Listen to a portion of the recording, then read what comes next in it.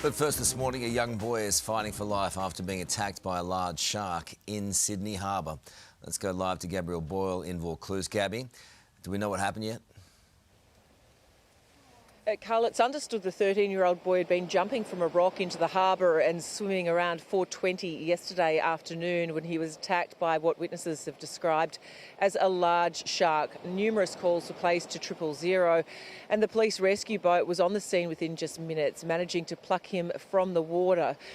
They applied tourniquets to both of his badly injured legs before racing the 13-year-old to nearby Rose Bay Wharf, where critical incident paramedics worked on him at the scene there for some time before he was taken to the Children's Hospital. This morning we understand he remains in a critical condition with terrible leg injuries, Carl. It's just an awful story. Gabby, thank you. New South Wales detectives will head to the Philippines to investigate whether local ISIS-linked terrorists helped plan the Bondi Beach terror attack. The alleged shooters spent almost all of November in the country.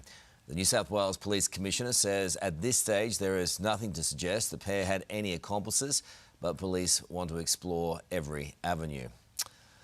For the first time, voter support for One Nation has outpaced the coalition, according to new data released by Newspoll. The primary vote rose 7 points in 2 months since the politically charged response to the Bondi attack. Voter support for the Albanese government also took a dive over summer. Figures released by Resolve Political Monitor show Labor's primary vote is down by 5 points. Disturbing footage has emerged of a motorcyclist driving through mounted police in Surfers Paradise. Let's go live to Andrea Crothers in Brisbane for more now. Andrea, good morning to you. Take us through what happened there.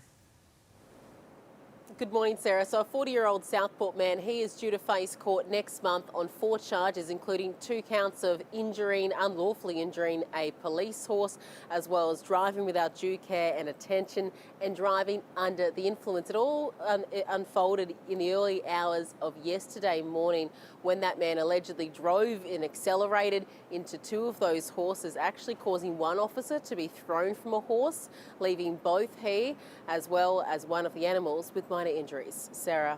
All right, Andrea, thank you.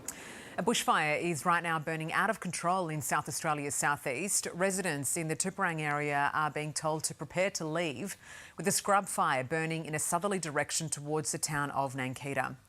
The fire covers more than 400 hectares with more than 200 firefighters on the scene. Road closures are also in place. Well, there are fresh calls this morning for surrogates to be paid in Australia under a proposed overhaul of our current laws. The Australian Law Reform Commission is recommending monthly payments of up to $2,000 to compensate for the toll of pregnancy, as Australians look overseas for surrogates in record numbers. 1,500 soldiers have reportedly been put on standby by the Pentagon for possible deployment to Minnesota, where the protests against the immigration and customs enforcement show no signs of slowing down. The state's Democrat leaders have been critical of how the Trump administration has responded to the demonstrations and moved to mobilise their own troops.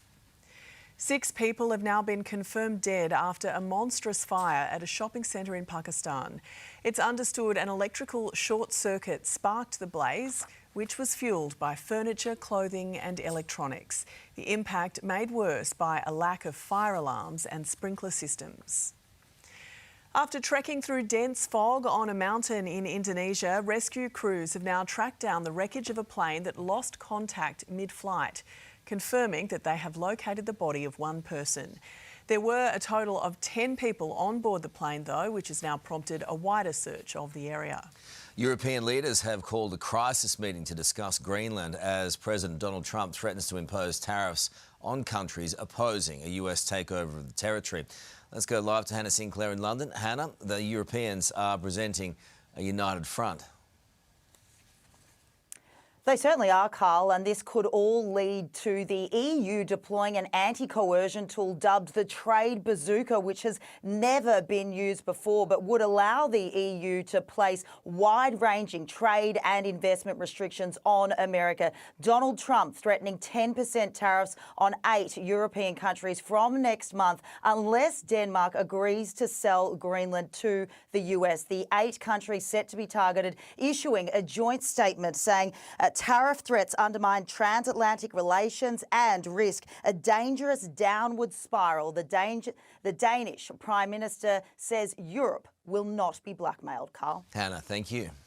Crowd records have already been smashed at the Australian Open, with more expected to stream into Melbourne Park today as Australia's Alex de Minaur begins his campaign. Let's go live to Christina Hearn, who joins us from Melbourne Park this morning. Chris, there are big expectations for our Demon. Oh, Sarah, there's always so much pressure on Alex de Minaur. This year is no different. And of course, he has never made it through to the semi-finals of a Grand Slam before, but fingers crossed this will be his year. His draw has been made a little easier with Italian Matteo Berrettini pulling out because of illness. So instead today, his round one match will be up against lucky loser American Mackenzie McDonald.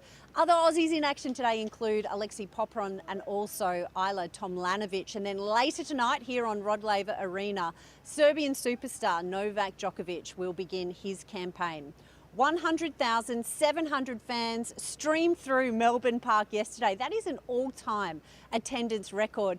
Did cause some headaches for organisers because there were long queues of people stretching along Olympic Boulevard waiting to get in. And there's going to be even more reasons for tennis fans to come to Melbourne Park later in the tournament, because Tennis Australia is set to announce today a new night of legends on men's final night. That includes Ash Barty, Rafael Nadal, Dylan Alcott, all featuring on Kia Arena. So plenty to look forward to. Hottest ticket in town. Absolutely. Yeah. They've done such a good job, haven't they? Yeah. Thank you, Chris. Gets better and better. Well, Princess Lilibet is proving to be quite the videographer. It's my day one back. Megan it's a treat posting just for you. this video just in time with my return. Dancing with Prince Harry, apparently filmed by the 4-year-old. As I said, it's just for you. Megan did post it. She called me and told me she was doing it for your first day. Yeah. As she jumps on the 2016 trend, including this photo from their third date in Botswana 10 years ago, saying 2026 feels just like 2016. I feel sick. The post comes just as Prince Harry returns to the United Kingdom, where his battle against the Daily Mail returns to court later today. I don't know why you're trying to wind me up like that. Oh, it's a present for your first day, just to show you how much we welcome you back. Where does that come from, that 2016? It's so annoying. I don't know. Do you find it? I found it kind of endearing in the beginning, and it's getting a little bit It's annoying so now. annoying. The picture of you with the Girl Guides biscuits, though, that was cute. Yeah. You haven't changed a bit. Well, no Carla. one needs to see pictures of themselves 10 years ago. Oh, How's your bob going, sister? It's a bit depressing. I know. Do you think I should bring it back? Let me know if you think I should bring it back. Bring the bob back. That's it.